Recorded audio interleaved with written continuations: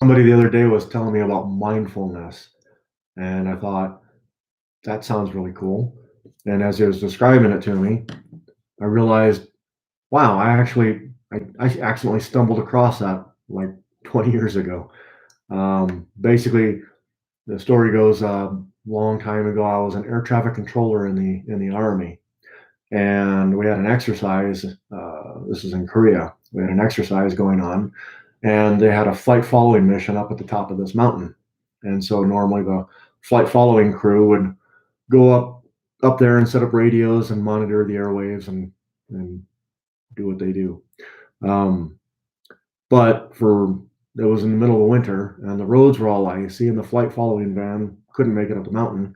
So they decided to send three of us air traffic controllers up with basically the same mission, using a much smaller radio that we could pack in the back of a much more in the back of a Humvee, basically. So we set out. We went up to the top of this mountain, and we set up this little radio box outside, and we had what you might consider a building. It was basically an empty room with nothing in it, just four walls, a door, and some windows. And we set up there and basically started monitoring the airways for the exercise for about a week. And there was three of us, so we set up these shifts where one of us would be outside for 2 hours and then come back in and rest for 4 hours and then rotate back out again.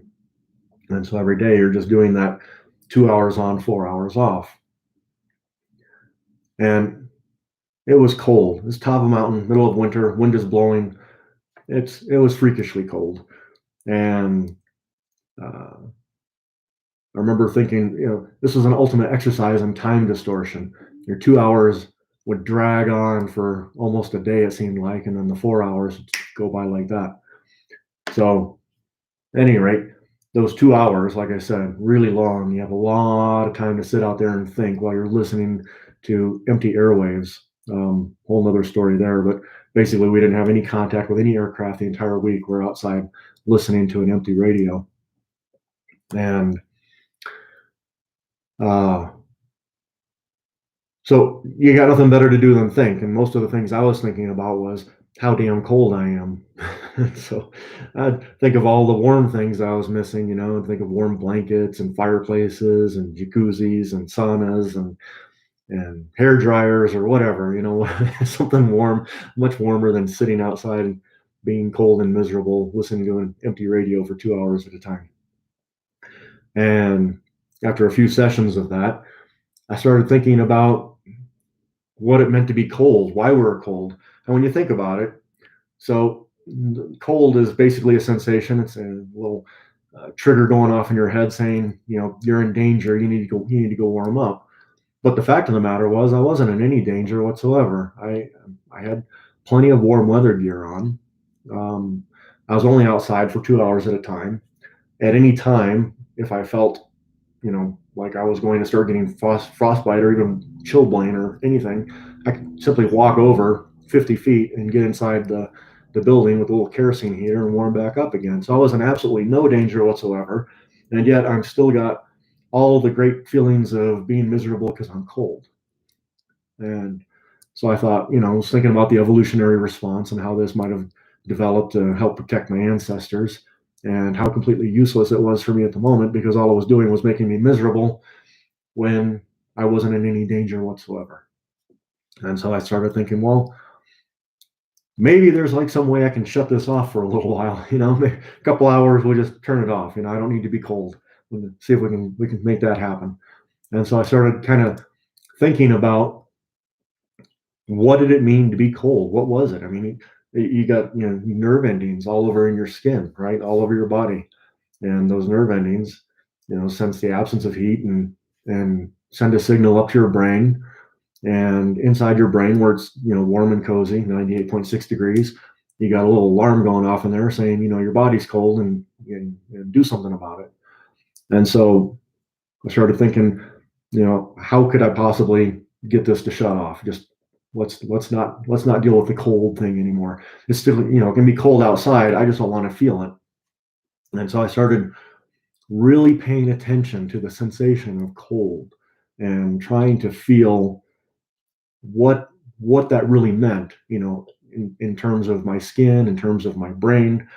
And so basically, I just focused all of my attention on the sensation of being cold. And what happened after a little while of this was I suddenly realized I was still cold, but I was no longer miserable about it. It was no longer causing me any issues. I knew I was cold. I could feel the cold, but it wasn't bothering me. And why was that? It turns out, when you think about it, cold is just a sensation. It's not good. It's not bad. It just is.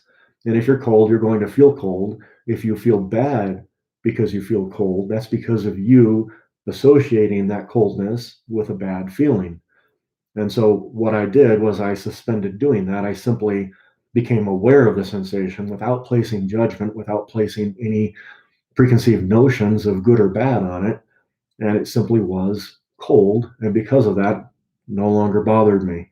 And later on, I ended up seeing this movie, and I thought this movie really encapsulated that quite well. It's called Samurai Dog. It was a Forrest Whitaker movie. I think it was Samurai Dog. Anyway, um, I personally don't recommend you watch it.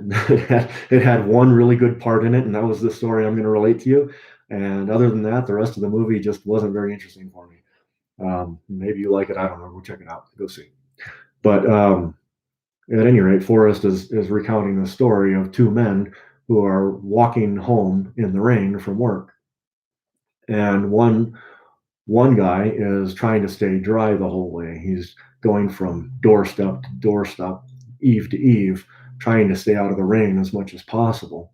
And the other guy is just calmly walking down along the sidewalk, getting rained on.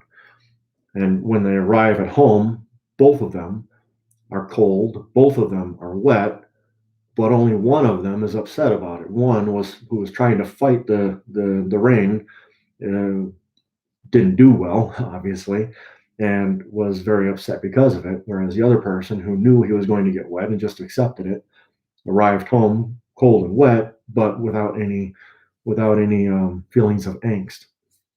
And so, if you want to try that, the cool thing about it is, now that I've stumbled across that experience, if I'm cold, if I'm feeling some sensation I don't like, I can simply apply that awareness to it and experience it for what it is without the judgment, and it no longer is bothering me.